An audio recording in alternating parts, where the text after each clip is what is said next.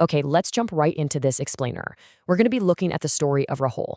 Picture this. He's 39, a highly successful retail leader, and on paper, the guy seemingly had it all. We're talking about an incredible network across major organizations like Walmart, Big Bazaar, and Reliance Retail.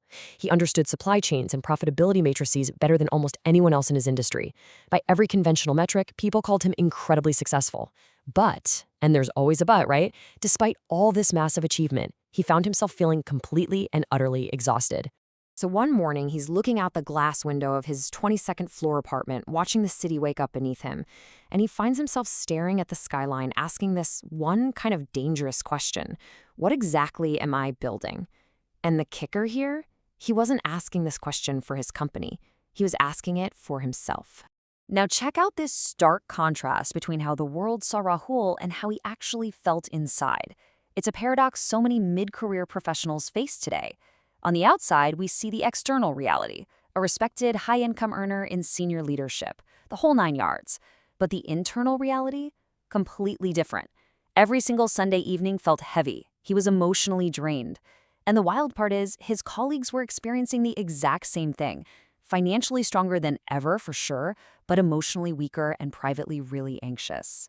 Well, this tension finally hit a breaking point during a leadership review meeting. Get this, the board is sitting inside this nice conference room, happily celebrating their quarterly growth numbers and expanding market presence. But literally right outside that very door, a junior employee fainted, just collapsed from sheer stress and exhaustion. And the most disturbing part of the whole shebang, nobody stopped the meeting. It really forced Rahul to stop and ask, okay, the organization is growing, but are the people growing? His real turning point happened on the drive home from work. He stopped at a traffic signal near this heavily polluted canal, and he spots a little girl. She's planting a tiny green sapling right next to the road while her mom sold vegetables nearby. The contrast was absolutely striking to him. He realized the city was consuming itself way faster than it could heal. And honestly, the people working inside those corporate structures were doing the exact same thing to themselves. That night, Rahul literally couldn't sleep.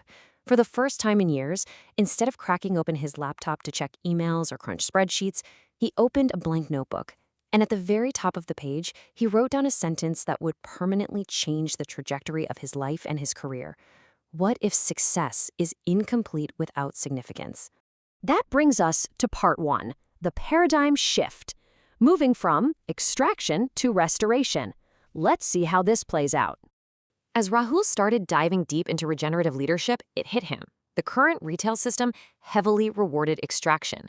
Think about it, ignoring energy inefficiencies, creating massive packaging waste, silently dumping unsold inventory, and just burning out employees, all under the guise of high performance. He realized green leadership isn't just about, planting a few trees. He wanted to build a system of restoration and regeneration. This meant restoring systems, restoring purpose, and fundamentally, restoring human dignity.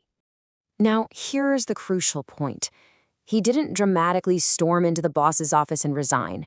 He didn't suddenly become some loud online activist overnight. Instead, he quietly proposed a sustainability pilot project using this incredibly simple 3-step methodology. Small changes, small experiments, and small conversations. So he rolled out these specific initiatives in just one retail zone. We're talking energy-efficient lighting, reduced packaging, building local sourcing partnerships, setting up waste segregation systems, and encouraging employee-led environmental initiatives. And yeah, initially, total resistance. People told him it wasn't practical, customers wouldn't care, it wouldn't boost revenue. But a few months later, the results were undeniable. The pilot reduced operational waste, improved customer engagement, and actually stabilized profitability because resource leakages dropped significantly. A real game changer. Because of this success, younger managers started approaching him. They were finally finding a way to align their humanity with their ambition. When one young employee asked Rahul how to know if their work actually mattered, Rahul didn't point to metrics or promotions. He simply said, "Your work matters when it improves life beyond your own salary." It really highlights the vital shift from influence, which just impresses people temporarily, to significance, which transforms people permanently. Okay, moving on to part two, the core framework, the 4 dimensions of wealth. Through mentoring all these professionals who were financially secure but totally emotionally disconnected, Rahul developed a groundbreaking concept he called green wealth. He defined it as the ability to create value without destroying the future. It's a completely different way to measure success, right?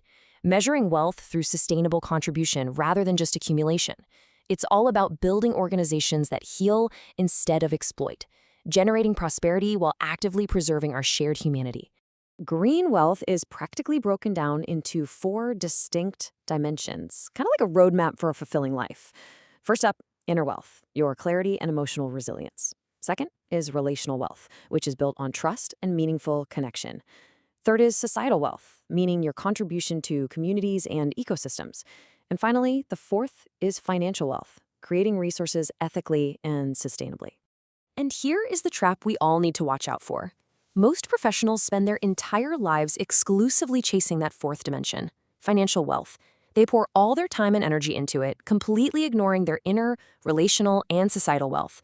And then, they reach the top, look around, and wonder why their success feels so incredibly empty.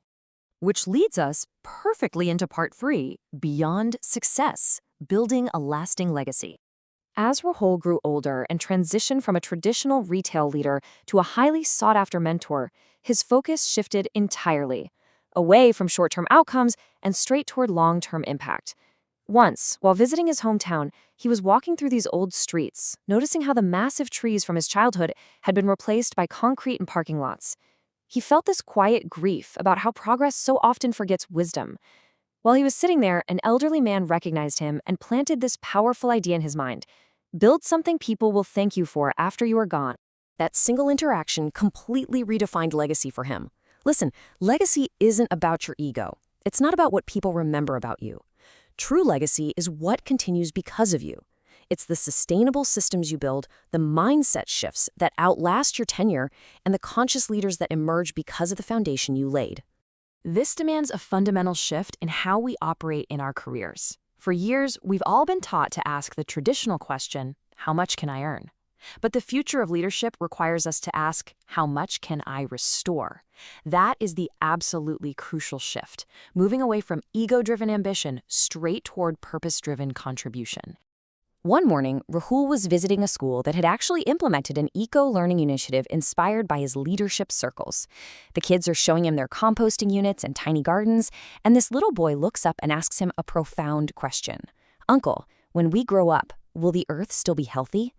Rahul realized this carried more weight than any boardroom discussion he'd ever sat through. He looked right at the kid and gently replied, "It depends on what we choose today." In a room full of professionals from finance, education, and tech, Rahul once asked them to think in decades, not just quarters. And as we wrap up this explainer, I really want to leave you with that exact same challenge. Think about the true legacy and the green wealth you are building right now. Ask yourself, what will exist because you existed?